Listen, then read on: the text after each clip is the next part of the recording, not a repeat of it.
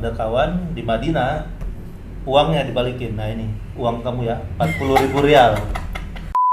Kalau tadi oknumnya di Indonesia, Iya. ini oknumnya di Saudi. Petugas counter check-innya bilang sistem down. Padahal apa? Dia lagi nonton bola. HP-nya disimpan di depan layar laptop. Nah, begini. Assalamualaikum warahmatullahi wabarakatuh. Halo sahabat titik balik, gimana kabar kalian? Semoga sehat selalu ya. Nah, ini episode pertama kita di konten titik balik. Dan alhamdulillah kita sudah bersama dua narasum kita. Yang pertama ada Ustaz Firdaus di sisi kanan, dan yang di kiri kita ada Pak Haji, cak lontongnya Ben Hill nih. Cak lontong KW. KW5. Ya. Nah, hari ini kita akan bahas di episode pertama ini tentang fenomena yang terjadi di negeri kita, terlebih di dunia travel umroh nih, karena dunia pertravelan umroh ini lagi kacau balau sekarang nih Pak Haji, ya kan, baik di dalam negeri apalagi di tanah sucinya. Nah, yang pertama saya pengen bahas tentang bagaimana kondisi yang di dalam negeri dulu Pak Haji. Mengingat kemarin belum lama banget nih ada kasus ya penipuan tentang dana travel umroh Pak Haji. Iya. Nah, menurut antum, kira-kira apa sih penyebab utamanya kejadian penipuan seperti ini? Ini kan akan marak terus kalau seperti ini kan ya? Iya. Sebenarnya penipuan korban penipuan di ibadah umroh ini bukan barang baru. Ya sebenarnya banyak faktor ya. Salah satunya kurangnya teredukasi calon jamaah sendiri. Ya mohon maaf, meskipun kita hidup di era digital, ada banyak, khususnya calon jamaah ini kan, calon jamaah umroh ini banyak yang usianya usia lanjut. Iya, orang tua. Apalagi ya mohon maaf yang tinggalnya di desa mungkin kurang bisa mengakses informasi baik di internet maupun media elektronik. Perlunya diedukasi calon-calon jamaah ini. Calon jamaah kita ini biasanya tergiur sama ongkos murahnya dulu.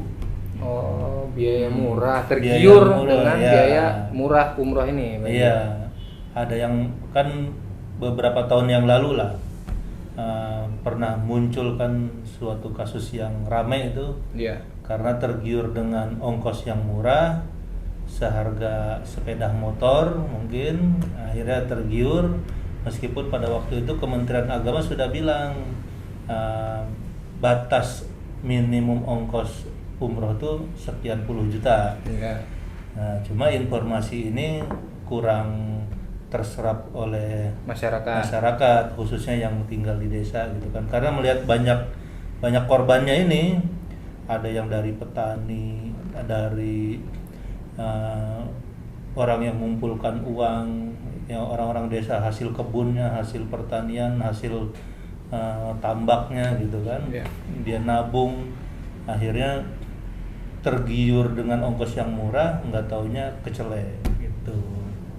Jadi poin pertamanya ongkos murah nih Pak Haji ya. Iya, jangan mudah tergiur dengan promo ongkos murah, tapi iming-imingnya selangit, janjinya, oh iya paket kami udah termasuk ini itu. Nah, perlu di cross check lagi. Yang kedua, travelnya, bironya itu sudah berizin atau belum. Nah, lagi-lagi ke si calon jemaah sebenarnya. Iya, calon jamaah harus diedukasi, selain jangan tergiur dengan ongkos murah, juga harus kritis. Ini travel udah berizin belum? Nah, biro perjalanannya udah berizin apa belum? Iya. Nah, terus dengan ini kan nggak bisa hanya ke masyarakat ya Ustaz ya. Kita juga harus ngelihat gimana peran pemerintah menanggulangi masalah ini. Nah, gimana antum ngelihat nggak ada pergerakan dari pemerintah untuk mengatasi biar nggak ada penipuan-penipuan seperti ini lagi Ustaz? Makanya di dunia travel itu terbentuklah asosiasi gitu ya, perhimpunan-perhimpunan. Ya. Perkelompokan organisasi yang menaungi travel dan banyak. Salah satunya adalah asosiasi ini, perhimpunan ini adalah akan mengusulkan, akan memberikan hak vetonya, bahwasanya kami loh penyelenggara, kami loh warga negara, kami loh yang berhak dilindungi. Akhirnya mereka sounding ke Kementerian Agama, ke pemerintah, ke stakeholder, dari kepolisian apa segala macam untuk menanggulangi ini dari hulu sampai hilir. Itu fungsi dari asosiasi.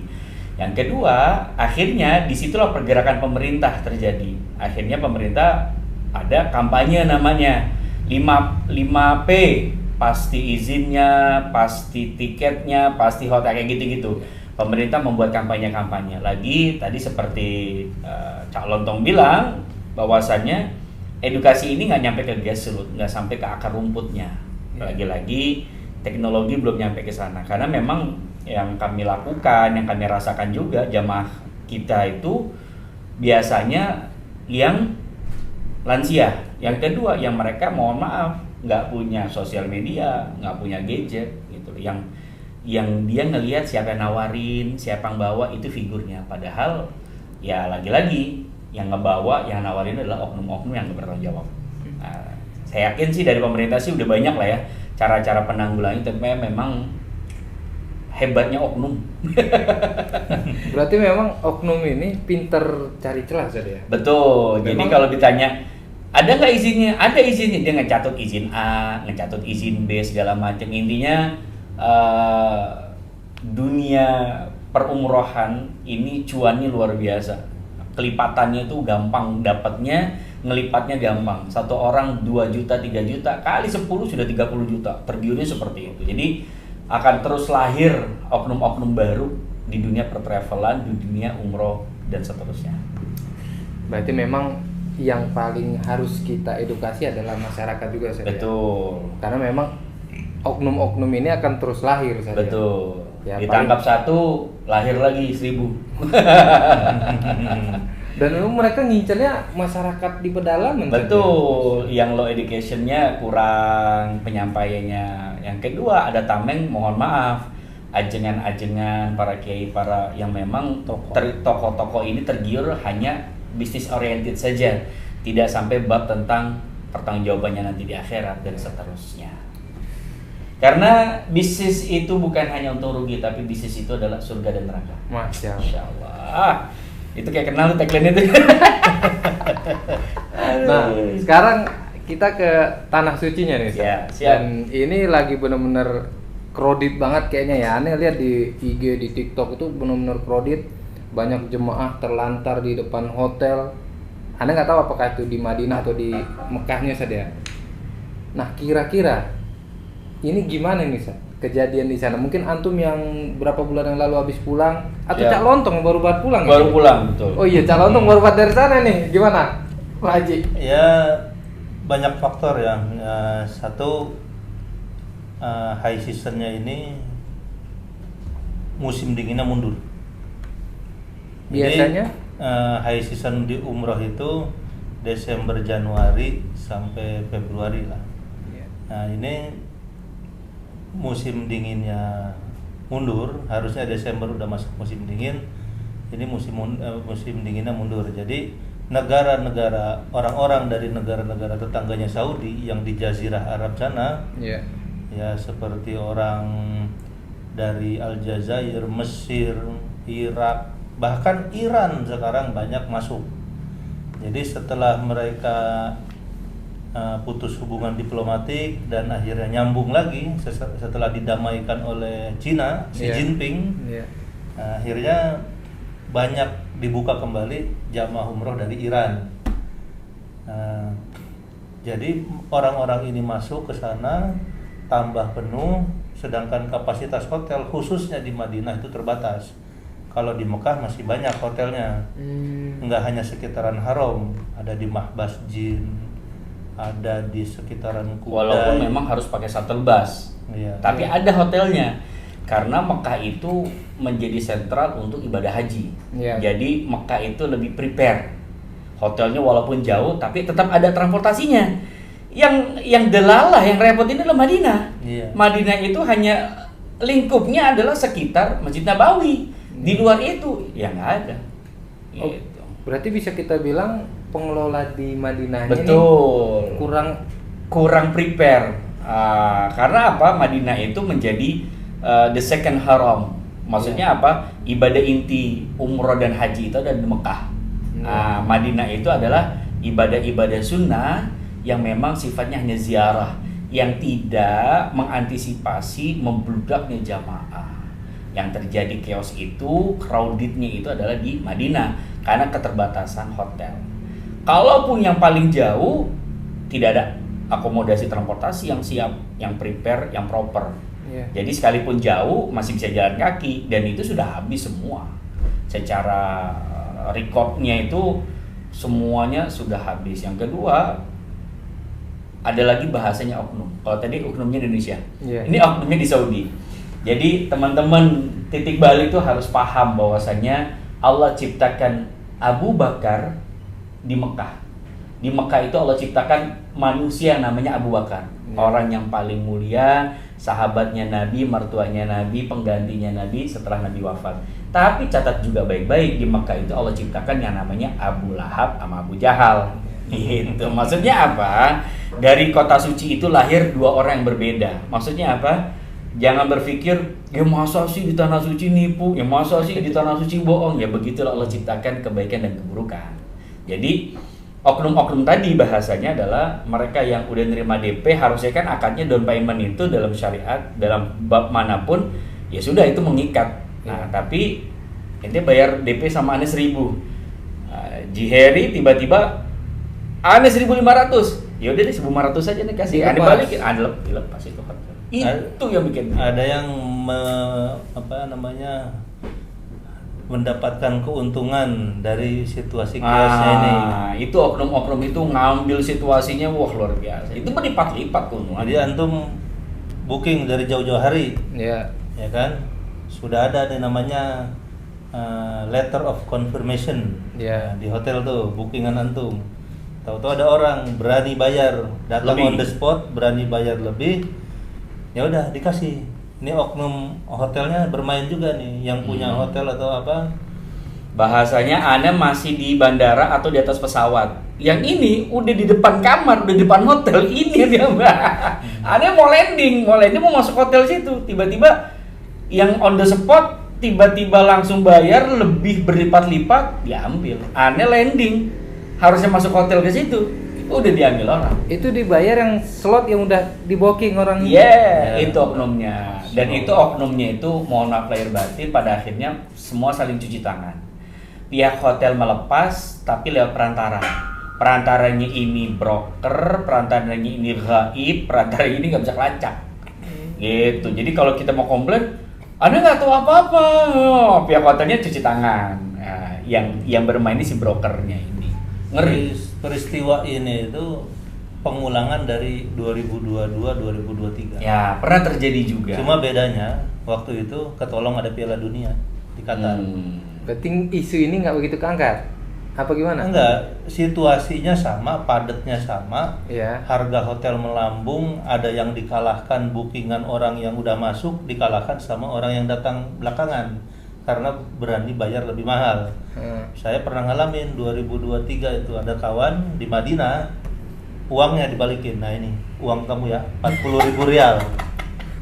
Dia tahu psikologi orang Indonesia nih, psikologisnya. Iya. Apapun akan diperjuangkan.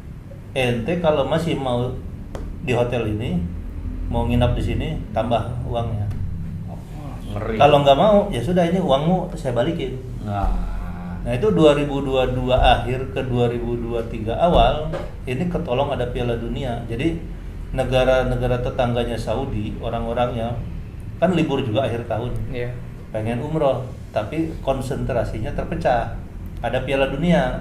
Apalagi kan waktu itu Maroko sampai ke semifinal. Iya. Nah, banyak orang-orang Arab itu pada nonton. Busana. Umrohnya enggak, jadi nggak jadi umroh. Itu Oke. menolong nggak terlalu kredit. Termasuk saya waktu itu ngalamin ngurus kepulangan jamaah, petugas counter check-innya bilang sistem down. Padahal apa? Dia lagi nonton bola. HP-nya disimpan di depan layar laptop. Nah, begini. Ini orang ngapain? Kirain bertiga lagi ngutak-ngatik gitu kan. Lagi benerin apalah kata dia sistemnya down. Enggak taunya kedengeran dia suara, yes, gol, Maghribi kata dia. La ilaha illallah. Maroko gol. Ini orang jamaah udah resah kan. Ya, Kiri kanan udah selesai semua check-in bagasinya. Sampai kapten sama pramugari, kapten pilot udah datang, udah ngelewatin counter check-in kita. Coba counter check-in kita. Nah kan, wah ini gimana sih? Bisa-bisa ketinggalan, memang bahlul itu. Ya, di sana meskipun tanah suci, bisnisnya ada yang tidak cara-cara tanah suci. Iya itu. Itu. Berarti memang ya kita nggak bisa ini Pak Haji ya. Mau dimanapun namanya oknum itu ada. Ada bisa ya. Betul. Ya dimanapun kalau kita carinya kebaikan pasti ketemu. Ya. Meskipun kita ke Las Vegas. Iya. Katanya Iya, kota itu. penuh maksiat apa-apa gitu kan. Tapi kalau yang kita cari kebaikan ketemu. Begitu juga kalau yang kita cari keburukan, meskipun di tanah suci pasti ketemu. Iya, betul. Gitu. Berarti ini juga bisa kaidah umum juga Pak Haji ya. Iya. Dengan kondisi Arab yang katanya suka. Sekarang kan Arab mulai ikut-ikut gaya Eropa nih. Iya. Modernisasi ya Ustaz ya. Betul. Berarti enggak semuanya Arab Abu Bakar gitu ya. Iya. Ada juga Abu Jahal sama Abu Lahab. Iya, Betul. betul. Jadi intinya hari ini ya yang pertama kita dengan kondisi di Indonesia, di dalam negeri sendiri, kita benar-benar masyarakat ini harus teredukasi banget Iya. tentang travel. Iya. Satu, harus kita tahu travel itu sudah berizin atau belum ya Pak Haji ya. Ya, jangan mudah tergiur dengan harga atau ongkos murah, iming-imingnya janjinya janji surga. Iya.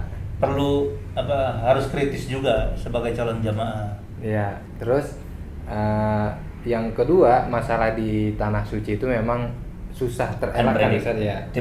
Nah, nggak bisa diprediksi dan memang itu ya susah. Arab maklum juga. Arab Namanya maklum. Arab. Namanya Arab Iya. maklum. Jadi nggak mesti semuanya salah travel. Jadi jamaah juga harus teredukasi. Percayalah bahwasanya pihak-pihak travel apapun pasti yang berizin, yang profesional tuh pasti menginginkan jamaah itu perjalanannya sesuai dengan apa yang dibelanjakan, apa yang sudah dijadwalkan. Ternyata terjadi hal-hal seperti itu ya tadi, negara yang kita kunjungi ini memang tanah suci, tapi oknum-oknumnya luar biasa ya. Satu lagi perlu dicatat dan diingat juga, Saudi ini negara yang infrastruktur pariwisatanya belum seperti negara-negara maju lainnya, gitu. Jadi banyak lika-likunya, meskipun travel agent sudah booking dari jauh-jauh hari, tahu-taunya ada pembatalan secara sepihak hotelnya. Nah ini, dan memang di sana itu kayak apa ya, kayak nggak ada perubahan gitu. Jadi travel itu yang penting jamaah berangkat, Iya. dapat modal aja udah cukup. Kalau di situasi Januari Februari ini, Kecuali hotel kita hotel bintang 5 yang hotelnya internasional. Jadi misalkan kayak Sheraton, Hilton yang memang secara branding itu sudah internasional, tadi bicaranya sistem. Kecuali yang chaos ini hotel-hotel lokal, yang brand-brand lokal, yang gayanya gaya-gaya si Abu Lahab tadi. Hotel-hotel gua, tanah-tanah gua, begitulah gayanya. kalau manajemen barat Manajemennya. insya Allah itu Lebih- Itu ada ini hotelnya saja. hotel bintang 5 Iya. gitu kan. Contoh aja, hal remeh lah, anduk. Nah, Kamar kuat berarti isi 4 kasur, isinya Iya. 4 orang. Berarti anduk anduk 4. harus 4 dong. Heeh. Ini enggak kasih 2. Baru diminta dulu, ditelepon diminta dulu, anduk kurang baru ini. Ya, kayak gitu. Ntar diolah lagi sama dia. Oh enggak, ini kami lagi di laundry kata dia. Alasannya nanti ya besok pagi pergantian housekeeping yang baru masuk, yang jaga malam udah selesai, nanti yang pagi yang ngurusin anduk kata dia. Ada aja. Ada aja. Berarti memang banyak buat pemain di sana Pak. Ya, Nah. dari hal yang paling kecil sampai hal yang paling besar. Jadi izin Allah para jamaah yang ingin umroh perbaiki niat.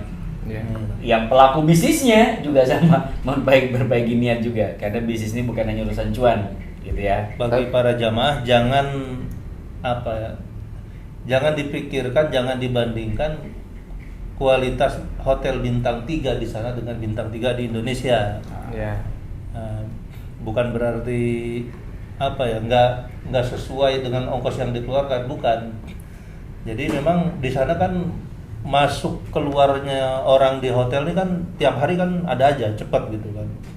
Ya bayangin itu housekeepingnya harus kerja bak big book gitu kan.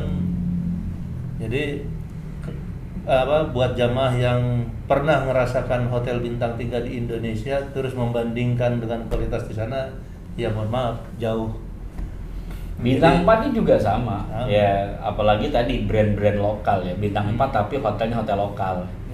Gitu kan, namanya nama-nama yang memang lokal, tidak Jadi, familiar secara internasional. Kalau di bintang 3 sama bintang 4 jangan harap ada odol sama sikat gigi gratis kayak di hotel-hotel negeri kita. Nggak ada. Itu cuma adanya di bintang 5. Jadi ekspektasinya diturunin dulu. Nah, berarti kan ini kita tahu ya kalau kejadian di Tanah Suci memang di luar dari kendali travel di tanah air dan pemerintah juga. Dan pemerintah benar-benar ya faktor dari luar, terlebih ya pemain-pemain dari sana. Dan nggak sedikit Pak Haji, aneh baca tuh pengusaha-pengusaha travel di Indonesia itu berdarah-darah nambalin urusan pokoknya demi jamaahnya. Aneh banyak tuh baca tuh Pak Haji. Nah, kira-kira dari antum berdua ada nggak kisah tentang hal ini? Pernah ngalamin nggak? Pernah ngalamin, saya di Madinah. Waduh. 2023 awal. Jadi bookingan kita awalnya di hotel A nih di Madinah. Digeser ke hotel B. Padahal jamaahnya udah saya jemput di bandara, jamaahnya udah naik ke bis, bagasinya udah tertib, udah masuk ke dalam bagasi bis, semua koper masuk. Saya kontak teman saya yang ngurus hotel, gimana? Udah siap belum kamar? Belum katanya. Loh, kok kenapa? Iya, ini digeser hotel kita secara sepihak katanya. Awalnya di hotel A, pindah hotel B, dan di hotel B masih drama lagi. Mana uangnya, kata si pemilik hotel. Ada uang, ada kunci. Nah, kami sudah bahasanya wholesaler. Kami sudah bayar untuk bookingan hotel itu ke wholesaler, ke agent lah. Wholesalernya ini kalau kata orang Medan ngolah ini. Sampai akhirnya kesel-kesel tuh kawan saya, dibantu sama tour leader, dipotret orang. Nah, wajahmu udah ada di sini, tampangmu katanya.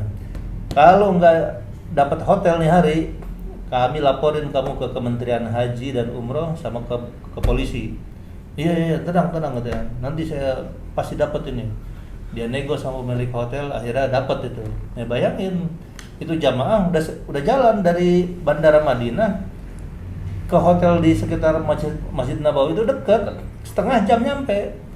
Saya ngulur waktunya kemana? Saya bawa ke Masjid Kuba. Jalan dulu Masjid Kuba. Supirnya orang Mesir lagi. Aduh, saya bilang bawa dulu ke Masjid Kuba.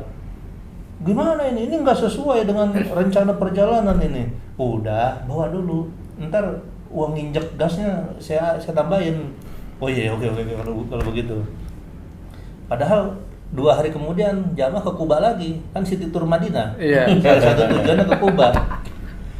Nah, saya tinggal bilang ke jamaah, Bapak Ibu mau dapat pahala umroh tanpa harus umroh? Mau Ustaz. Nah, sholat di Masjid Kuba 2 rakaat. Jadi kalau itu dari sisi di TKP, kalau dari sisi pihak travel atau jasa travel atau pembisnis ownernya itu bahasanya itu spare uangnya harus banyak gitu. Jadi bikin travel izinnya 1M 2M, tempatnya 1M 2M ini nggak cukup. Jadi ibarat kata di atas kertas itu angkanya cuma 35M, pembuatan travel running 1 tahun segala macam, tapi spare 5M lagi harus ada. Untuk apa? Antisipasi hal-hal yang tadi terjadi. Itu yang tadi yang antum tanyakan, pengusaha-pengusaha akhirnya tambal seperti itu. Jadi ya jangan berharap urusan ini kayaknya gampang. Jadi sewaktu-waktu tuh bisa pergi selama masih ada Ka'bah, itu masih bisa umroh dan haji. Itu terpatahkan kesombongannya para owner-owner. Ternyata di saat Ka'bah itu tidak diputari untuk tawaf, ada juga ya di saat zaman Covid, dan itu nggak kiamat. Akhirnya bisnis itu terhentikan dengan adanya Covid. Itulah izin Allah ya. Jadi seapapun hebatnya kita dalam bisnis, dalam usaha, takdir Allah itu jauh lebih penting gitu ya. Memahami, mengimani, dan babnya itu tawakal. Gitu sih. Mau terjun di bisnis travel harus punya jantung 2. Nah, Di sana banyak kali-kalikunya. Paru-paru 3. Ya. Bayangkan mininya berapa? harus segera ditutup karena bisa nyelempeng kemana-mana. Oke, kita tutup deh pembahasan hari ini. Masya Allah. Jadi memang bagi pengusaha travel yang baik, yang niatnya tulus, sehat-sehat selalu. Nggak cukup. Kenapa, Ustaz? Ya harus maninya juga harus Oh iya. Keuangannya harus sehat juga. Keuangannya sehat, semuanya sehat ya. Iya, harus sehat. Kalau yang jahat-jahat udahlah ke Tobat penjara ya. aja kalian, tobat ya. Yang jahat-jahat harus mampir ke titik balik. Iya. Biar balik. Balik jadi orang soleh. Insya Allah. Insya Allah di channel ini kita akan bahas banyak tentang permasalahan lika-liku hidup loh Ustaz ya. Yang lagi viral. Yang lagi viral juga. Jadi bahan materi di masyarakat. Nah, Semoga bahan penjelasan kita jadi ada pencerahan. ada pencerahan. Amin. Antum tercerahkan. Yes. Iya. Oke, itu dari kami ya. Saya Arma Yudi, Saya Ustaz. Heri. Saya Firdaus. Kami undur diri. Insya Allah tunggu video-video kami selanjutnya. Syukron. Assalamualaikum warahmatullahi wabarakatuh. Waalaikumsalam.